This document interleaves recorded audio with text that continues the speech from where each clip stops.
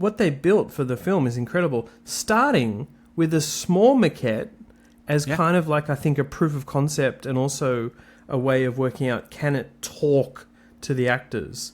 And this was orchestrated with special effects supervisor Paul Corbold, but also puppeteer and senior SFX technician Chris Clark, who I think has done a lot of this sort of puppeteering robotic maquette work.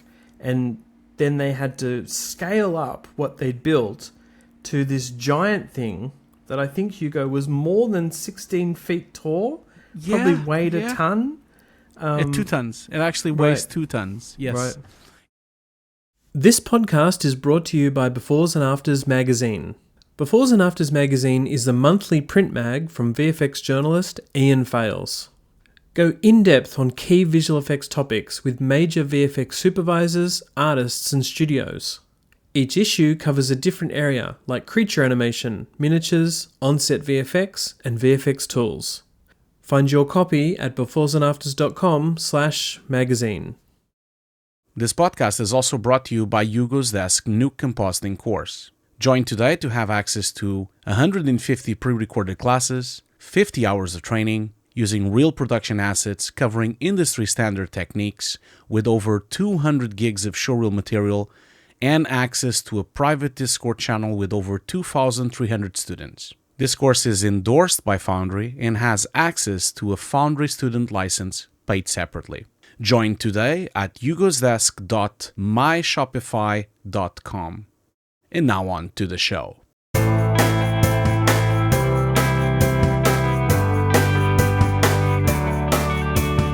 Hopefully everyone's been able to check out our long-form Wicked 2025 VFX Oscar nominees ep, where we run through the film and the visual effects in the film. This is a special episode, and we're going to be talking about that incredible mechanical head that Elphaba and Glinda encounter in the Emerald City when they sort of meet the wizard, but first they meet his huge mechanical head. I really loved this sequence, Hugo. It was really beautifully shot. Also, the design of this head is super cool. And then to learn about all the practical side of it was also super cool, don't you think? Jesus Christ. Seriously, we've talked about this on the episode. Didn't like the movie. We've already covered that. But when we got to this sequence, I always thought this was CG. Come on. I've never in a million years would ever assume that they would go and do this. Because look at it. It's huge. It's heavy. It's big. Main character talks a lot. Like, there's a lot of animation parts. Of course it's going to be CG. Of course that's a CG shot there. Like, of course it is. Yeah. And then I see the featurette, and I'm like, what is going on? What is this? Like, what are these people doing? Jesus Christ. Well, they're very, very much is a CG digital visual effects component to it. Yeah, of course. We'll talk about that in a second. What they built for the film is incredible. Starting with a small maquette as kind of like, I think, a proof of concept and also a way of working out, can it talk to the actors? And this was orchestrated with special effects supervisor Paul Corbold, but also puppeteer and senior SFX technician Chris Clark, who I think has done a lot of this sort of puppeteering robotic maquette work. And then they had to scale up what they'd built to this giant thing that I think, Hugo, was more than 16 feet tall, probably weighed a ton. 2 tons. It actually weighs 2 tons. Yes. Right.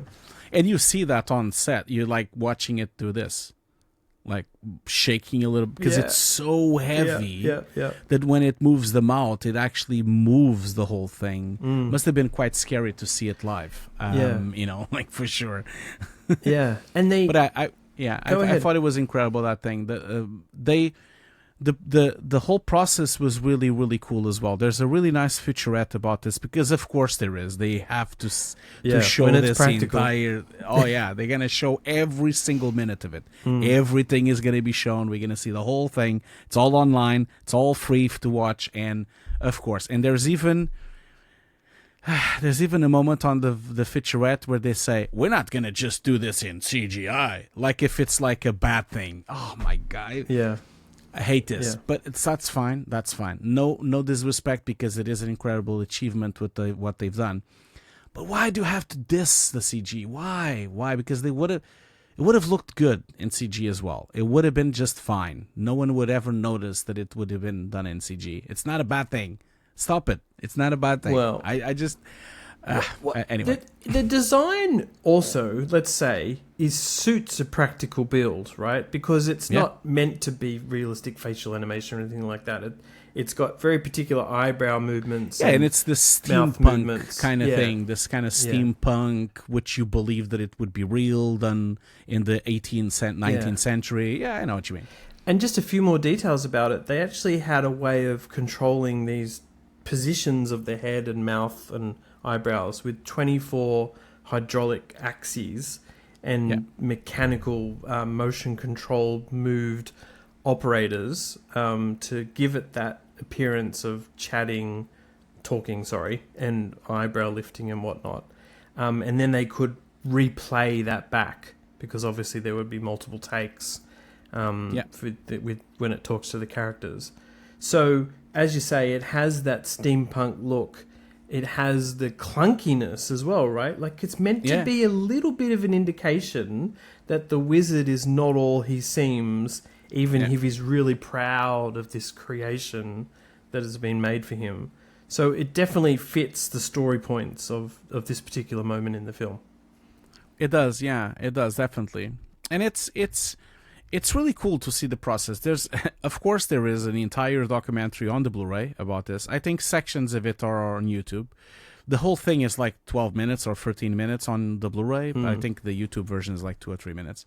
But the process is also really smart. Like, they didn't know if this was possible, and so you've said it already, like they've made this really tiny, small version, proof of concept, just to see if it would work, animating it all, filming it even with a little stage, just to see if it would work as a miniature.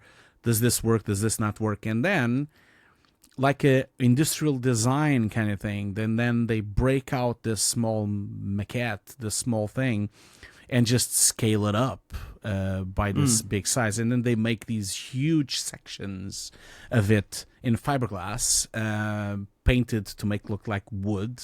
They look really beautiful. They really look like wood. You would never in a million years think it's fiberglass.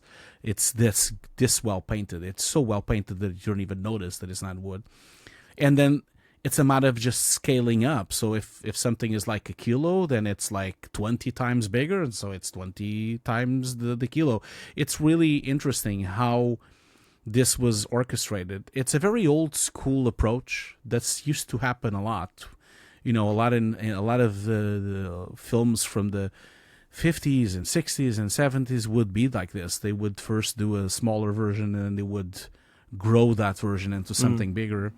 So it's really cool, and has a huge presence on set as well. I'm sure the actors loved it. I'm sure it was. And I would say often when I'm doing interviews, Hugo, for visual effects stories, the visual effects supervisor is often the person who ends up saying, "I pushed for production to make this." To make it now.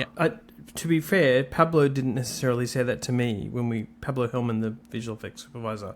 Yeah. But I guarantee that was generally his approach in the film, because it is about immersing the actors and the crew into some sort of thing on set. And it is about where practical can drive anything that needs to be done in CG.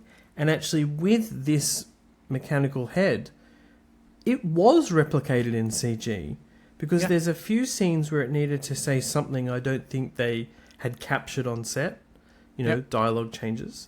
And there's also a scene where it moves out of this barrier that's inside, past these little drapey, ropey things, and then this wave of fire comes around when it says something slightly scary.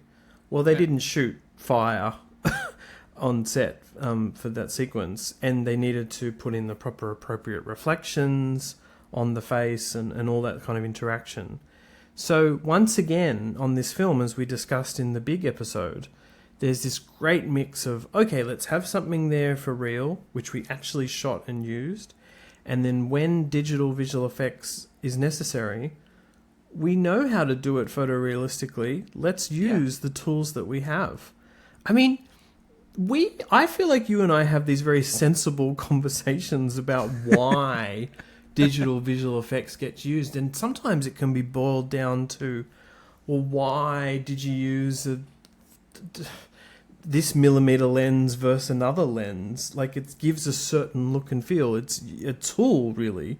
Visual effects is really just another tool in the toolbox of a filmmaker, and we're often faced with, oh, it's one or the other.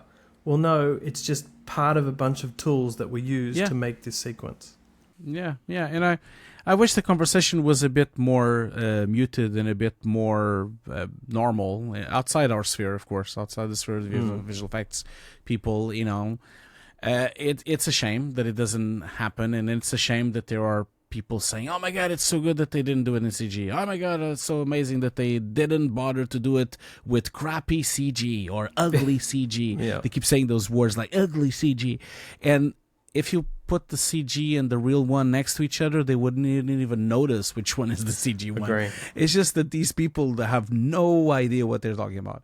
But to your point about the decisions, I obviously, when you look at this, of course, there's a creative decision. Yes, it could have been done completely in CG. Now, would it have been better? We'll talk about that in a second. Would it have been cheaper? Probably not. Maybe. It's hard to say. But if you think about it, I actually think that it would be the same price, both of them, because you know, the practical version, you have to do it, you have to sculpture it, you have to have all these artists painting it and fiberglass it, and they have to do the maquette, and then they have to fabricate this thing on a workshop. This thing will take months of work of doing this entire thing, practical testing, QC it, R&D it, electrics, pistons, there's like control axis, there's all sorts of things that can go badly. It takes ages to do this entire thing. If you would do it in CG, would have also taken ages. You would have to do the rigging in Maya. You would have to do the entire scripting of the rigging. You have to do the entire shading. And then also there's an extra part. If you would have done it all in CG, you would have went through this phase of concept art and then testing things and then changing it and then another concept art and then changing it again and then changing it again and evolving until you get to the CG version that the director would want. I have an idea here that from my experience as a VFX supervisor and working with a lot of big companies, I think they would both be similar budgets and they would be similar amounts of time. And so this idea that it's cheaper to do it in one way or cheaper to do it the other way, it's again something coming from people that don't know really anything about this industry. Now, this methodology, for me, at least personally, is a better methodology because you film something real, you have something for real, which was decided. There was phases of choices. They made it for real, and it's there for the actors to act. And then you can go to the second phase, which is to scan it and then replicate it in 3D. And when you're scanning and replicating, you don't have to invent again. You don't have to recreate. You don't have to do new concepts. It is that thing. It's that object. You have to create exactly the same object. So this process, for me, it's more fulfilling, more creative for everyone involved. They can get to the bones of it. They can do whatever they want. That means they can shoot on set what they can. What they can't shoot, they can do in CG, and no one will ever notice, and it's perfect. Yeah. Not to mention that Universal, hopefully, can keep the fabricated piece and have it in some sort of Universal Studios tour. Yeah. Like, I'm not really even joking about that, and it doesn't tend to always happen. I'm sure it might happen. There is something about the combined world of this staged theatrical production, this movie, and Universal having that kind of theme park ride attractions that it has that fits the mold. And perhaps if the sequence was shorter, perhaps if they were if it was more of an action type sequence, there wouldn't have been the need to do it practically because it could be inserted into the action sequence. But they're talking to the characters who are slightly terrified at first. It just gives you that emotion. And I think it also fits into this thing, Hugo, that yes, we've talked about a million times, which is sometimes if the audience knows it was built because they were told in the promo stuff and these behind-the-scenes featurettes, they feel some sort of affinity towards it. Yeah, right? Absolutely. It just is the case. And that's how people felt about the train and the bookshelf stuff and the sets. Even when they learn about all the digital visual effects work being done, I don't think they lose the fact that it was built practically. They actually sometimes marvel at how well that was combined. How it looks, and not to mention this thing, which we'll probably never see a breakdown. I'm sure we'll never see real breakdowns of it because it's sold already as real and that's it. I am certain there is a gigantic amount of touch-up and cleanup and things because the gears might not completely be perfect. Yes, and it's wholly right. Like there's space between it, but yet I'm sure I'm sure there's an enormous amount of touch-ups and works and warping and moving things, and maybe the mouth isn't open completely, so they warped it a bit or moved it. I'm sure there's a shit tons of things like that, and we'll probably never see it. I know it's there. I'm sure it is there. I'm sure you can find out that if you start talking with people behind the scenes about those things. But the root of the matter with this is that we now, unfortunately, we are very leveled people on this podcast, and we are professionals on this area, so we know what we're talking about. And you covered this for decades now. I've worked on this for decades now. We know what we're talking about, and so a lot of people don't. And unfortunately now, at least for the last few years, we always have one or the other. It's like, oh my God, I'm so glad they didn't do crappy CG or stinky CG and they just did it for real. Or then on the other camp is like someone complaining, why did they even bother doing it real? They could have just done it in CG. And you just have these two camps, and you have someone obsessed with it has to be all in CG, and the other one, it has to be all real. And none of these are true. It's the two things. Like all these filmmakers, all these supervisors, all these set designers, all these production designers, they use both sides. They do it for real and do it digitally. And it's a combination of both. And it's going to be very difficult to have nuanced conversation about this because nothing is nuanced anymore. Everything is either bad or good, or terrible or fantastic. We never have anything middle ground. And so it's really difficult to talk about this because if you talk if someone is obsessed with CG, they're never going to want to do this for real. They're going to, because they want to do it in CG. And the person's defending the set, but because they don't work on this industry, they don't know how this works. No one sits down at the table when they're starting the film and they make decisions like that. They never do. Like they think, oh, we're going to try to do it for real. But then if it's something doesn't work or something is really not as we want, then we do it in CG. It's really that's how it's organic. It's a very organic process. It's not a decision made in stone from the beginning. It never is like that. I think it's a bit more than that. They clearly people come at it from different sides, and it's about budget and basically the people who might build something practically say we can do this, but it would be better if Pablo you do this, and then Pablo might say, but I really want this buck in there. Please go and build something for me. And so, as you say, it's been an ongoing conversation, but I never feel like they try it just one way and then go to CG. No. CG is involved from the beginning. Exactly. On a film like this. There's definitely examples where they make a film, they go and shoot it, and then realize they didn't get what they want, and they turn to a visual effects studio. But this one, I mean, it may well be that Pablo was probably one of the first people brought on, Yeah. on a film. So Because from his point of view, why not? Like it fits the film. It's a wizard that is trying to fool people that he has magic. And so why not do a steampunk mechanical gadget kind of thing that is pretending to be magical?